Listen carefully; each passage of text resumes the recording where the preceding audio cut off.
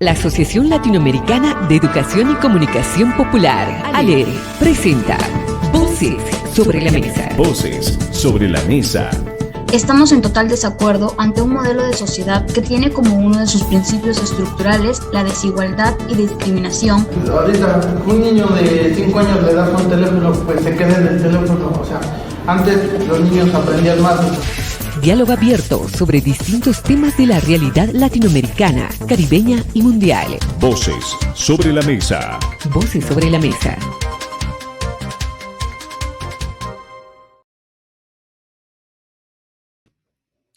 Cuenta regresiva para cerrar este año 2025, un año cargado de procesos electorales que han provocado debilitamiento de la institucionalidad y del Estado de Derecho, que han colocado en esta América Latina y el Caribe a gobiernos ultraconservadores frente a despojos territoriales. Pero también hay que mencionarlo, un año cargado de lucha, de resistencia, de gente movilizándose a lo largo del continente para exigir el respeto de los derechos humanos y la dignidad humana. Es un gusto acompañarles esta nueva semana, la última de este 2025, en esta producción de análisis, de debate, de generar un espacio de conversar sobre los principales temas que acontecen en nuestra región. Les acompaña Yolani Pérez desde Honduras y hoy va a ser un Voces sobre la Mesa tertuliado entre amigos, hay que decirlo, entre colegas, entre gente que intentamos también saber acompañar a esta patria grande, a esta América Latina y el Caribe. Y bueno, voy a ir presentando a los compañeros que a lo largo de este 2025 también me acompañaron en la conducción de este espacio y que hemos sido, creo yo, parte de todo lo que ha estado aconteciendo en esta región. Doy la bienvenida a Kenia Gómez de Radio YSUCA en El Salvador. Kenia, bueno, ¿cuántos programas este 2025? ¿Qué tal? ¿Cómo estás? Así es, Yolani, gracias por este espacio que, como decías, es oportuno a final del año siempre hacer un análisis de lo acontecido en nuestros países latinoamericanos y sí, un gusto haberte acompañado durante este año en muchas entrevistas y que hemos coincidido con los otros colegas también. Como digo, muy importante, gracias y esperamos que sea pues una charla muy buena, un análisis, como digo, oportuno finalizando este año. Y bueno, Kenia, al igual que yo, nos encontramos en el centro de América y El Salvador, ya vamos a ir profundizando, ha sido también atención mundial con todo lo que ha significado la administración de Nayib Bukele y su propuesta de mano dura contra la situación de criminalidad y toda la realidad de violencia que se vive. Y como América Latina es tan grande, nos vamos hasta el sur del continente, allí hasta la Patagonia, hasta la zona de Río Negro. Ahí se encuentra nuestra querida Cristina Cabral, que nos acompaña desde Radio Encuentro, que es parte también de Farco. ¿Qué tal? Bienvenida, Cristina. ¿Qué tal, compañeras? ¿Qué tal? Muy agradecida de haber compartido este espacio. En mi caso estuve más que nada en la producción, acompañado con algunas ideas, con el acercamiento de algunos entrevistados, de algunas entrevistadas, pero sí ha sido un año donde hemos visto moverse al continente en distintos sentidos y algunos nos preocupan muchísimo, otros nos dan un poco de esperanza, así que es muy importante este balance que vamos a intentar hacer en el día de hoy. Bueno, también damos la bienvenida a quien ha sido también pieza importante en este programa y siempre nos ha acompañado desde estar al frente, pero también, como dice Cristina, muy importante todo el tema de la planificación y de la organización, de ir buscando cuáles voces son las que tienen que estar en nuestros espacios. Alexander Medina, allá en Venezuela, en Radio Fe y Alegría. ¿Qué tal, Alexander? Hola, Yolani, ¿qué tal, Cristina? Kenia. Verde que te quiero verde y verde de esperanza. Así es, y es lo que estamos intentando sembrar en Venezuela en estos días que son bastante cruciales acá en nuestro país y que de alguna manera nuestra situación también tiene impacto pues en el resto de la región. Un gran abrazo, para mí es un placer siempre compartir con todas ustedes, además soy privilegiado entre estas hermosas damas pues que siempre semana a semana hacemos voces sobre la mesa y donde intentamos darle también protagonismo pues a otros rostros, a otras historias que no suelen aparecer en los medios de comunicación tradicionales. Así que aquí estamos para compartir este último programa de este año. Y yo creo que es importante lo que mencionas, el tema de esas narrativas, que muchas veces la conformación de esas historias son desde los intereses de las grandes corporaciones de comunicación y en ALER intentamos contar esas historias que muchas veces no quieren que se visibilicen. ¿Les parece? Les propongo que hablemos de procesos electorales. En mi país han pasado 11 días, todavía no tenemos presidentes, hay un conflicto muy terrible y la intervención, creo yo, más descarada del presidente estadounidense interviniendo, diciendo a quién tienen que poner o no, un escenario que también ya lo vivieron, Cristina, en Argentina. ¿Cómo ha sido este año 2025 en procesos electorales? Muchos de nuestros países fueron a elecciones generales, presidenciales, departamentales e incluso de lo que llamamos aquí Congreso Nacional, para ustedes parlamentos. Si podemos un poco charlar, conversar con ellos. Bueno, en nuestro país tuvimos como dos etapas. Una primera etapa donde fue una elección de medio término, pero que era como un balance de cuál era la mirada de la población argentina sobre el gobierno de Milei, y hubo como dos elecciones que parecen de dos poblaciones diferentes, porque en una se interpretó y fue una derrota del gobierno nacional, y otra elección a pocos meses se vivió como un reforzamiento del planteo de Milei en los sectores donde hay más población del país, en los sectores de Buenos Aires, sino en todo el territorio nacional. Entonces, creo que cerramos el año con mucha incertidumbre sobre el comportamiento del electorado y la mirada que se tiene con respecto al gobierno de Javier Milei. Bueno, en el caso de Venezuela, les cuento que acá tuvimos dos procesos electorales en este 2025, vamos a decir regionales y locales. En el mes de mayo se hicieron elecciones de gobernadores, que por cierto su periodo era de 4 años y sin embargo se hicieron elecciones adelantadas. Es decir, no se terminó el periodo de 4 años de cada gobernador, que es para un poco ubicar a la audiencia de Voces sobre la Mesa, es como digamos, es el gobernante de un departamento o de una provincia, en este caso particular, es un estado. Y en el mes de julio, a finales del mes de julio, justamente un día antes de cumplirse un año de la polémica elección presidencial, y ya me voy a referir un poquitico a ese contexto, se realizaron elecciones de alcaldes de los 335 municipios que tiene el país. Evidentemente, tanto en la elección de gobernadores en mayo, como en la elección de alcaldes y concejales. En el mes de julio, pues el oficialismo, el partido gobernante, el Partido Socialista Unido de Venezuela, arrasó con casi todos los cargos de elección popular, porque otros partidos políticos de oposición que tradicionalmente, amén de otras organizaciones que siempre han confrontado al actual gobierno, pues decidieron en esta oportunidad no participar en estas elecciones, ya que consideraban que no estaban dadas las condiciones y además que habían problemas de legitimidad. Y a esto lo conecto con lo que no ha terminado de resolverse en Venezuela y tiene que ver con el proceso del 28 de julio de 2024, cuando, bueno, se afirma, se asegura y ya ustedes han visto, pues incluso días recientes, que ganó el candidato de la oposición, Edmundo González Urrutia, en aquella oportunidad. Sin embargo, el Consejo Nacional Electoral proclamó como reelecto al actual presidente Nicolás Maduro, y desde entonces tenemos ya año y medio con una crisis institucional, una crisis política, y que ahora tiene un ingrediente intervencionista por parte de Estados Unidos, con todo este despliegue militar en las islas o en las zonas del Caribe, donde está justamente Venezuela compartiendo mar, con el objetivo primordialmente, más allá de lo que se ha dicho de la lucha contra el narcotráfico, de sacar a Nicolás Maduro del poder de la presidencia de la República. Entonces, un año que a nivel electoral ha tenido estos dos eventos, sin embargo, sin mucha participación pluralista por parte de la población, por parte de organizaciones políticas, pero además con unas altas tensiones en términos de no saber exactamente, sobre todo del lado de la población civil, qué va a pasar para estos días finales del mes de diciembre. Yo solo para tenerlo como presente este 2025, los países donde hubo elecciones y que hemos acompañado, por ejemplo, en Ecuador hubo elecciones presidenciales y legislativas el pasado 9 de febrero, Canadá también tuvo elecciones federales el pasado 28 de abril, Uruguay, elecciones de gobernador y municipios el pasado 11 de mayo.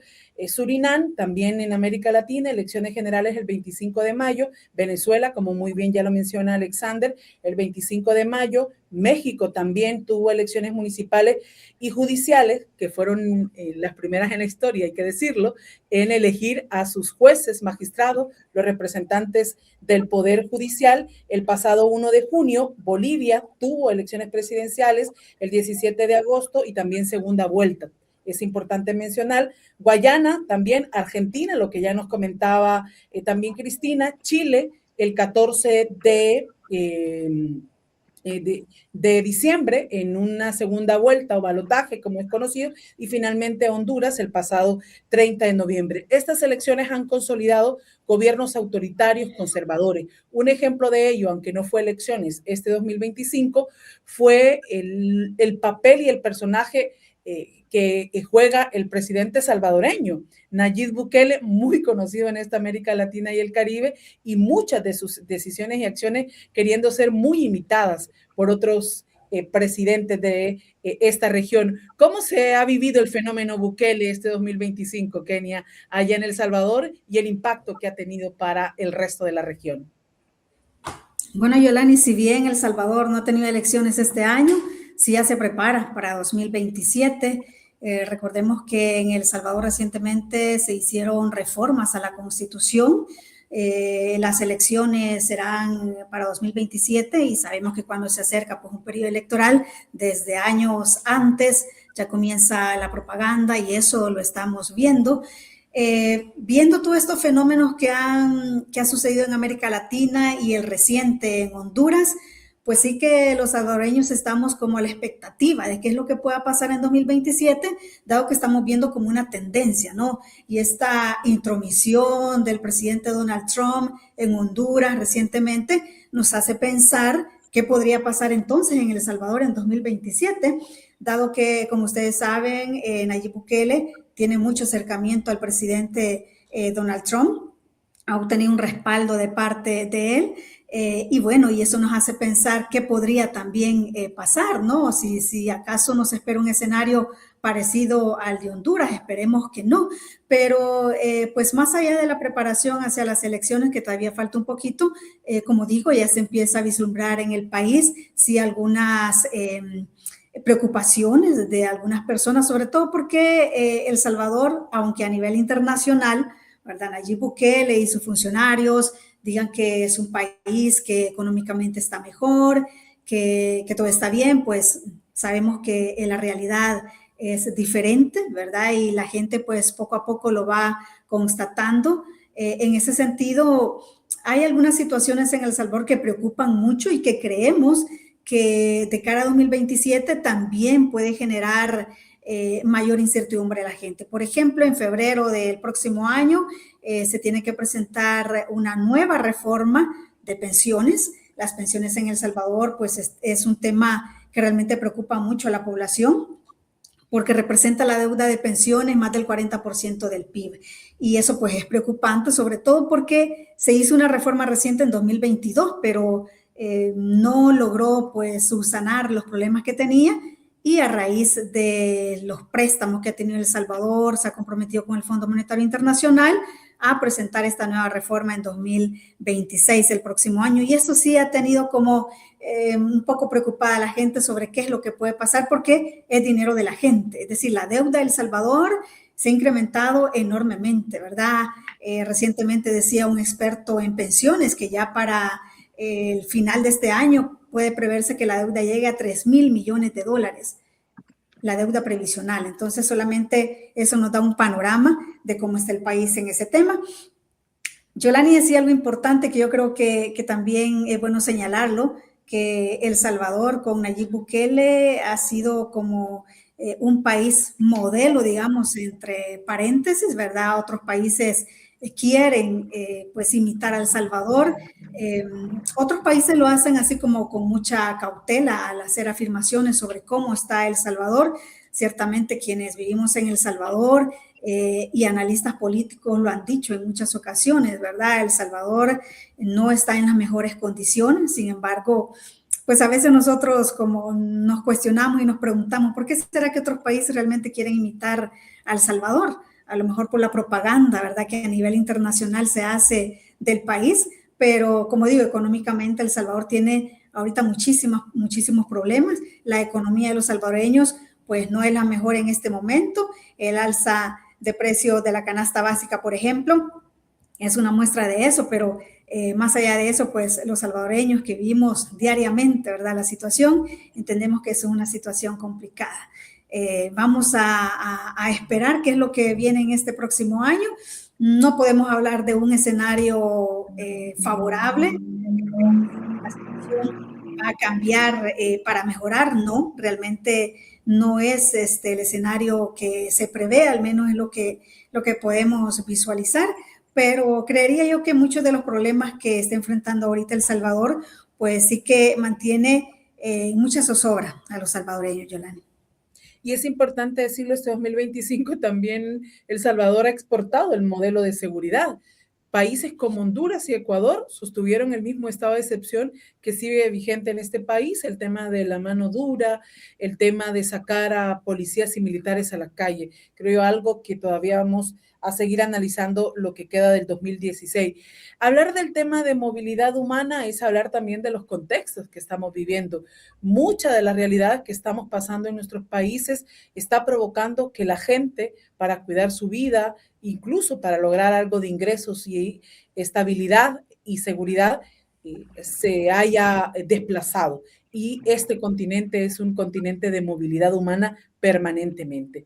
Todavía aquí tenemos presencia, Alexander, de venezolanos en cada esquina, pidiendo ya sea para retornar a su país de origen o para subir hacia el norte. Si hablamos de este tema de la migración y de la movilidad humana, ¿cómo ha estado en este continente? Que entendemos que es un elemento que está sucediendo en el mundo, ¿verdad? Lo que está pasando en África, lo que está pasando en Europa, pero hoy quisiéramos también contar de esas historias humanas que movieron mucho a Voces sobre la Mesa, compañeros. Sí, evidentemente que sí, Yolani, es un tema que además no deja de aparecer en todo el escenario, no solamente informativo de las noticias, sino incluso de la propia actuación, pues, ¿no?, de las organizaciones humanitarias que siguen intentando atender de la mejor manera, pues, a estas poblaciones migrantes. Y Venezuela, si bien ha sido mucho menor este 2025 el flujo de personas que salen del país por razones razones políticas, por también ubicar una mejor proyección económica o una mejor condición económica, todavía tiene un ritmo sostenido de migración, ya un poco cambiando a propósito de todas estas políticas antimigratorias, inhumanas. Lo ha dicho el Papa León XIV, ha cuestionado al propio gobierno de Estados Unidos. Este año más de 600.000 venezolanos perdieron el TPS, el permiso temporal otorgado años atrás por Joe Biden. Han perdido también otra condición legal incluso dentro de Estados Unidos para permanecer. Entonces, un poco la reorientación de este flujo migratorio se ha ido más bien hacia Europa y no tanto precisamente a países vecinos como Colombia, Ecuador o Perú, e incluso el mismo Centroamérica, como tú mencionabas, ¿no? Si bien hay un número importante en estos países de venezolanos, digamos, el flujo migratorio se está reorientando mucho más hacia España, un poco menos hacia Italia y otros países de Europa. Pero ya, de alguna manera, la migración venezolana, repito, si bien ha disminuido en este año, todavía tiene un número importante de personas fuera del país y que ante este contexto incierto que les mencioné al principio de la intervención, todavía, digamos, están en espera de que este nudo político que tenemos, de gobernabilidad que tenemos, amén de una situación económica extremadamente seria, muy crítica que tenemos en el país, por lo tanto no piensan regresar a Venezuela. Según datos, y con esto cierro porque lo quiero empatar con la situación que se está viviendo en Colombia, según datos de ACNUR, del Alto Comisionado de las Naciones Unidas para los Refugiados, ya se va alcanzando la cifra de 9 millones de venezolanos esparcidos por todo el mundo, ¿no? Una diáspora sumamente importante. Y en el caso de Colombia, que digamos, por tradición cultural fronteriza, Colombia siempre fue un país de acogida para los venezolanos, como en otrora nosotros fuimos países de acogida de los colombianos, sobre todo por la violencia criminal en Colombia. Hoy en día, más de 400.000 venezolanos en Colombia están en una situación irregular, sencillamente porque no hay respuesta por parte del gobierno de Gustavo Petro de regularizar su condición, pese que desde los tiempos de Iván Duque comenzó todo un proceso de regularización. Están en el limbo estos más de 400.000 venezolanos en Colombia, y esto también es otro drama, otro vía crucis que se suma a esto de la migración venezolana. Y hay que mencionar que los dos candidatos, gane quien gane en Chile el próximo domingo 14 en esta segunda vuelta, han prometido, una promesa muy dura, muy cruda, que bueno, van a ir contra la migración irregular, pero sobre todo han puesto el foco sobre los migrantes venezolanos. Así que es una situación de indefensión, es una situación de desprotección, es una situación de hostigamiento, de asedio contra los migrantes venezolanos en estos países receptores, y lamentable porque es toda América la que le sigue dando la espalda y cerrándole las puertas al migrante venezolano. Yo ahí solo recordaría, por ejemplo, que fue el pasado mes de enero de este 2025 que asumió su segundo mandato el presidente Donald Trump y ha definido muy bien la política anti-inmigrante en toda esta región, el tema del incremento de la xenofobia, por todo ese discurso de odio que también ha implementado, para que lo tengamos en cuenta, que el fenómeno Trump también toma mucha fuerza este 2025. Y quizás yo para agregar a lo que decía Alex, vinculado con Colombia, quizás es una contradicción dentro del mismo gobierno de Gustavo Petro, pero ha sido tanto la voz de dentro del continente, me parece que la voz de Lula en Brasil, de la presidenta Sheinbaum en México y de Petro en Colombia, constituyen un eje importante que más allá de las contradicciones internas que tienen estos gobiernos y que seguramente no están atendiendo a todas las dimensiones de lo que implica mejorar las condiciones de las personas que viven en estos países, se han expresado, por lo menos son las voces que a nivel internacional y regional dicen, bueno, los fenómenos de migración tienen que ver con desigualdades que se producen entre los países, y no es un problema del país donde la persona migra, sino es un problema que se mide por la situación económica y por las desigualdades que tenemos en el mundo. Así que me parece que también este eje y estos presidentes por lo menos plantean alguna voz disidente y que se le oponen a Trump, no solamente en la cuestión migratoria, sino también en otras políticas de defensa del Estado, de defensa de la industrialización de estos países. Así que para mí es importante atender a este eje más progresista dentro del continente. Como sabemos, ¿verdad? Cuestión de tiempo, que es justamente despertar la inquietud de la audiencia, quien nos está viendo y escuchando, son pinceladas de este 2025. Yo quiero aprovechar porque, bueno, como hemos mencionado, ha sido un año muy difícil de consolidación de las derechas extremas, de también echar un paso hacia atrás a muchos derechos que se habían logrado. O sea, América Latina se pone interesante a partir del 2026 porque supondrá mayor resistencia para la gente. Preguntar en dónde, y quiero aquí comenzar con Kenia, encontrar puntos de esperanza. ¿Cómo ve Kenia, ya sea en El Salvador o en esta América Latina, aquellos signos de esperanza en medio de este contexto que ya hemos dicho? Procesos electorales que en vez de fortalecer la democracia, la han debilitado.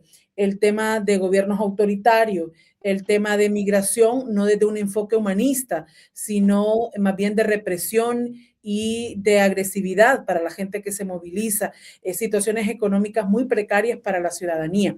Entonces, ¿qué signos de esperanza encuentra Kenia o crees que son importantes en este momento en la región? Y también otro dato, por ejemplo, también este mes de abril, el mes de abril del 2025, dijimos adiós al Papa Francisco. 2025 fue el inicio también de un nuevo Papa. En el caso del Papa Francisco, un hombre que le apostó mucho al tema del cuidado de la casa común a través de 2 encíclicas papales, pero también lo que mencionaba Alexander, tuvo un aporte importante que lo ha seguido León XIV al tema de la migración. Entonces, ¿qué signos de esperanza encontrar en estos contextos tan difíciles? Yo creo, Yolani, que algo que hay que resaltar es la resistencia de los pueblos, de las comunidades, que frente a toda esta difícil situación y con más limitaciones que antes, creo que todavía continúan ejerciendo presión, ¿verdad?, para solicitar, pedir que se garanticen sus derechos. Bueno, el día de ayer conmemorábamos el Día Internacional de los Derechos Humanos, ¿verdad?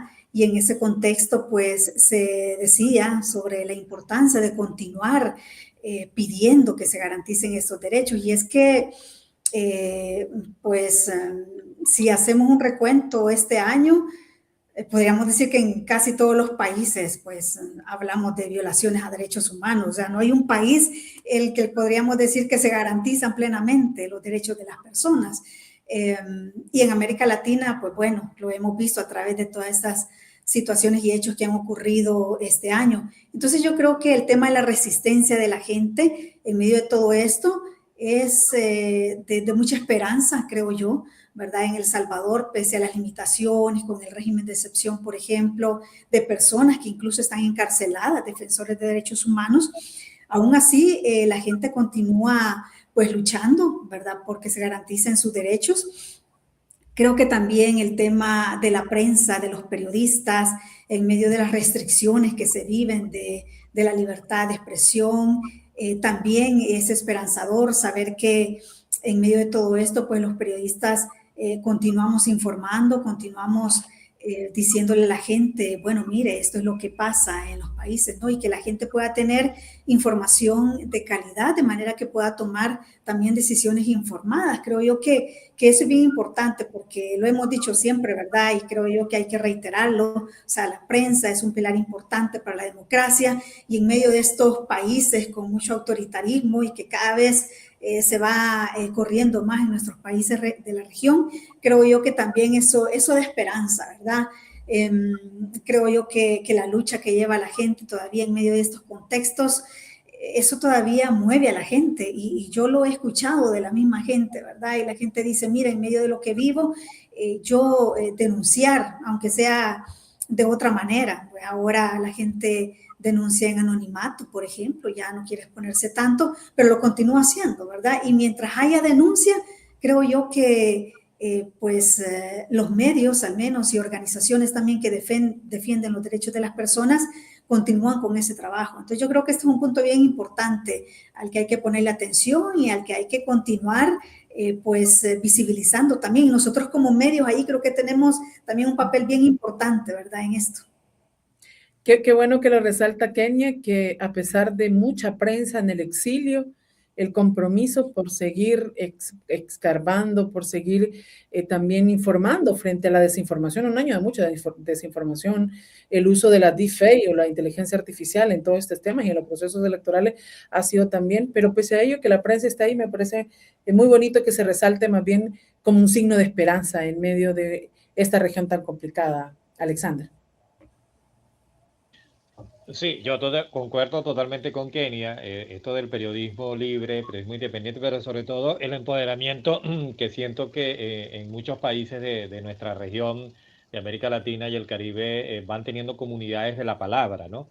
Y creo que nosotros, como medios alternativos, que intentamos pues no replicar los modelos tradicionalistas de información, tenemos que seguir acompañándoles, pero además ayudándoles a obtener condiciones para que esa palabra de ellos, para que esa voz de ellos, para que esas historias de ellos, pues terminen siendo, prevaleciendo pues dentro de todo el ámbito público, el ámbito de la política, el ámbito incluso en la toma de decisiones para el diseño incluso de políticas públicas. Entonces me parece que el empoderamiento de estas organizaciones populares, de estas organizaciones sociales, de comunidades, por ejemplo, de activistas incluso, defensores del ambiente, me parece que es un signo de esperanza en esta América Latina para el 2026, ¿no?